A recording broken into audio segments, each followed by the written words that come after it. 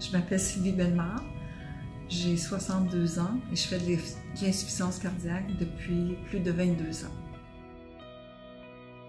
La cause de l'insuffisance cardiaque a été un infarctus massif du myocarde.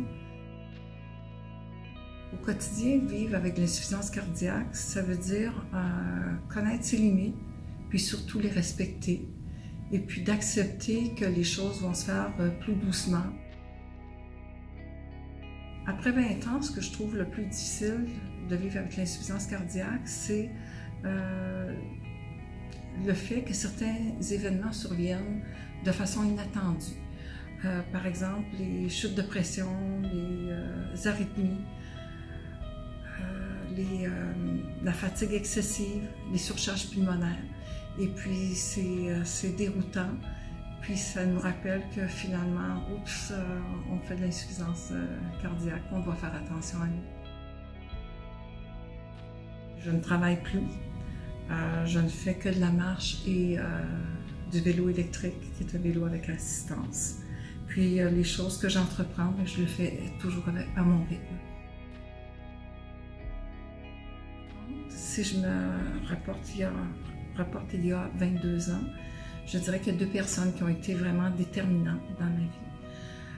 Il y a eu mon conjoint, qui a été une personne qui m'a épaulée à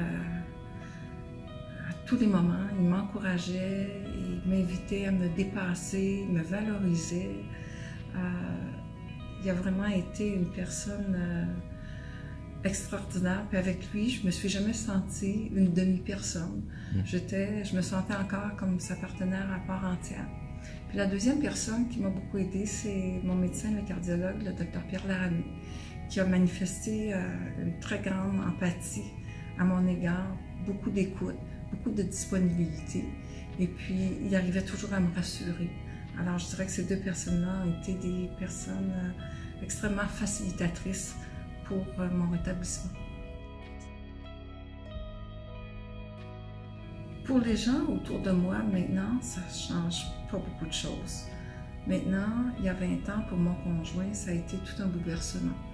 Parce que on avait une famille, une jeune famille, j'avais 3 enfants, de 11 ans, 14 ans et 15 ans.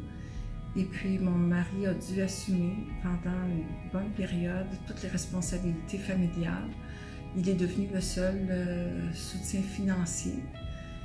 Il avait son propre travail et puis il devait composer aussi avec l'inquiétude qu'il vivait de peut-être me perdre, de perdre sa partenaire de vie. Je pense que pour lui, ça a été difficile.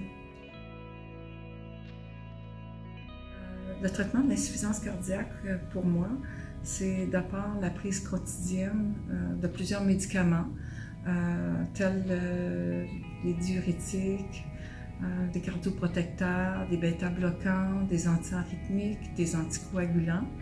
Je suis aussi porteuse d'un pacemaker et défibrillateur.